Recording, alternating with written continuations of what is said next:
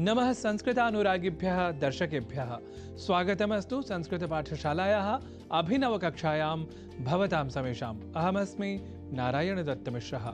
संस्कृत पाठशाला की कक्षा में आज शब्दों के शुद्ध उच्चारण और शुद्ध लेखन की श्रृंखला में चर्चा एक ऐसे शब्द की जिसके मूल को या प्रकृति को हम समझ लें या उसे स्मृत रखें तो हम अन्य भाषाओं में तथा कथित रूप से प्रचलित शब्द का उसी अर्थ में ही संस्कृत भाषा में भी अनुकरण के माध्यम से प्रयोग नहीं करेंगे।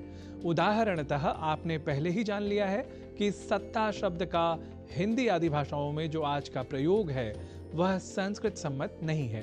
विशेषतः यहाँ ध्यान देने वाली बात यह है कि ऐसे शब्द तो मूलतः संस्कृत के ही हैं, अतः संस्कृत के मूल अर्थ में ही वैसे शब्द किसी अन्य भाषा में भी प्रयुक्त होने चाहिए।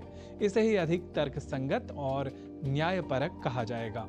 अस्तु, आज पुनः ऐसे ही शब्द की बल्कि एक ऐसे शब्द की चर्चा कर लेते हैं जिसका प्रयोग संस्कृतगत शाब्दिक व्युत्पत्ति के अतिरिक्त अर्थ में ही हिंदी आदि भाषाओं में धड़ल्ले से हो रहा है, और वह शब्द है सकारात्मक, जिसकी संस्कृत प्रकृति के कारण संस्कृत प्रयोक्ता भी संशयापन्न हो अन्य भाषाओं में व्यवहृत अर्थ को ही आत्मसात करने की दुष्प्रवृत्ति से बाधित हो जाते हैं।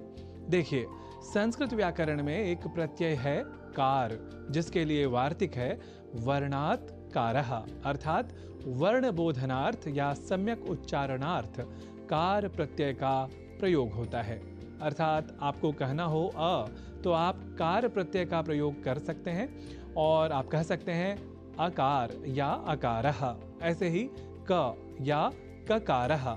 इसके साथ ही आप एक रोचक तथ्य यह भी जान लें कि संस्कृत वाङ्मय में एक प्रकरण परक नाटक प्रसिद्ध है मृच्छकटिकम, जहां एक पात्र आज के ही कई लोगों की भांति स श श इन तीनों वर्णों के उच्चारण को केवल और केवल श इसी रूप में उच्चारण किया करता था, अतः उसका नाम भी हमें वहां शकार के रूप में ही प्राप्त होता है।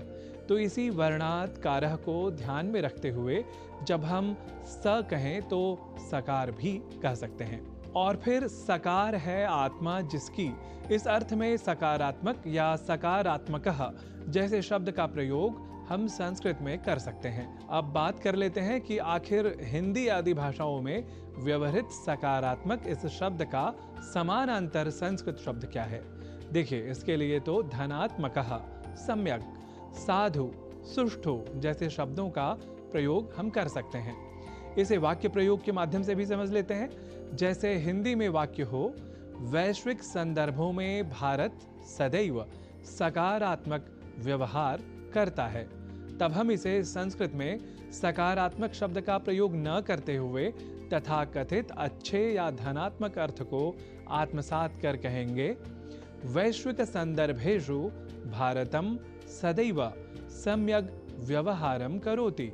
ऐसे ही हिंदी में कहें कि इस समय वैश्विक वित्तीय स्थिति सकारात्मक है, तो संस्कृत में इसे कहेंगे एतस्मिन् समये वैश्विकी वित्तीय स्थितिः धनात्मिकी अस्ति। और कहा जाए कि संस्कृत और संस्कृति के प्रति रहें सभी सकारात्मक, तो इसे संस्कृत में कहेंगे संस्कृतं संस्कृतिं च प्रति भवन्तु सर्वे धनात्मकाः।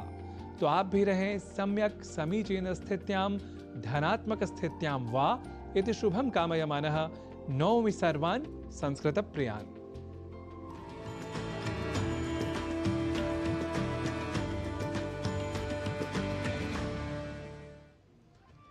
सुप्रभातम कार्यक्रम में विभिन्न प्रस्तुतियों के पश्चात आज यह